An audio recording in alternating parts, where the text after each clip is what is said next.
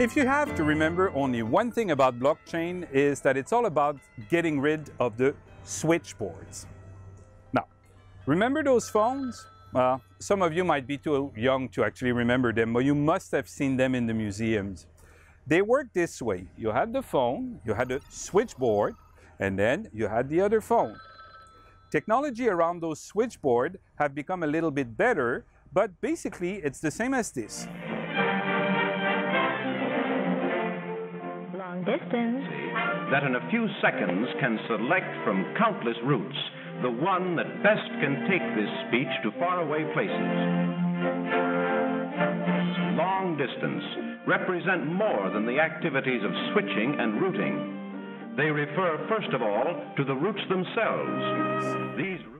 In 2003 came Skype. Voice over the internet was born. The switchboard disappeared. Your voice got chopped into millions of little packages that were sent all around the cyberspace, and across the other side, it got reassembled for your conversation. Hello? Voice over IP is what changed phone conversations forever. It got rid of the switchboards. Look at what I can do now. I'm in Europe. I'm calling Australia. Hi. South Africa. How's it? Russia. Hi. Brazil. Hi. And Kentucky. Howdy. Thanks, guys. Blockchain is very similar to this, but instead of voice conversation, it's text being written on a ledger. A ledger is a kind of a big book that tracks transactions. So when you go to sign in into an office building with your name and phone number, that's in a ledger. Or my mortgage is written on the ledger of my bank. So how does this work in the analog world, in the traditional world? Let's see and compare. You have phone, switchboard, phone. You have salary, bank account, cash. You have medical record, archiving system, doctor. Or you have coffee beans, tracking system, 100% organic Ethiopian. You see, you always need a switchboard in the middle to manage the information.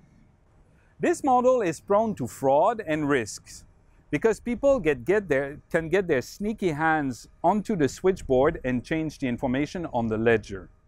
Blockchain gets rid of the switchboard by slicing the ledger in millions of little blocks, shared across the world, copied all over the place, and each block knows which other block came before it.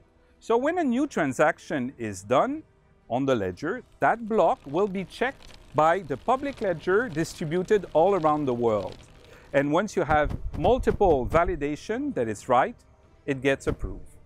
Okay, that's a little bit hard to grasp, right? So let's go back to the phone example. With voice over IP, your voice was split in millions of little packages and sent across the internet.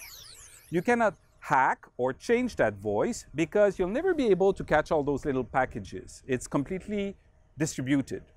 The same way you cannot hack or change the blockchain or the blocks because they're all over the place, they're copied all over the place, and multiple parts of the system validate and trust that they are good. And once something is written on blockchain, it can never be changed or erased. It's there forever.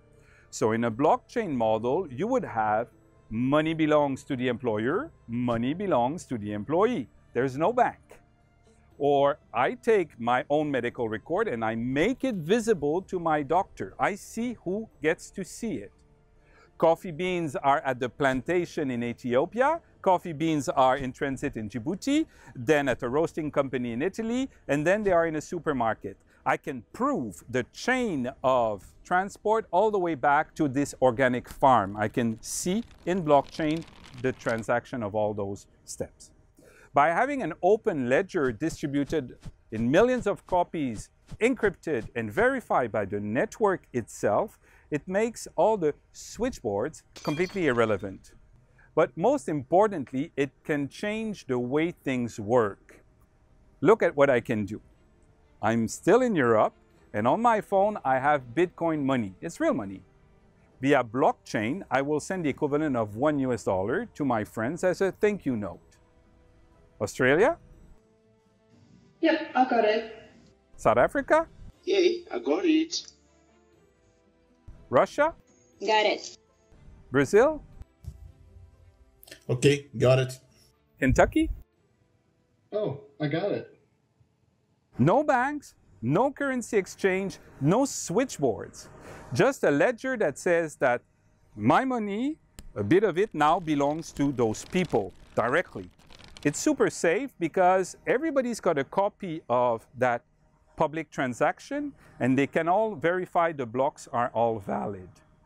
And this is disrupting a lot of things because you don't need the middle part anymore. It provides absolute trust between sender and receiver. It's like millions of little blocks that create a chain of transaction in a public ledger. No more switches, no more middleman, and everybody owns the ledger.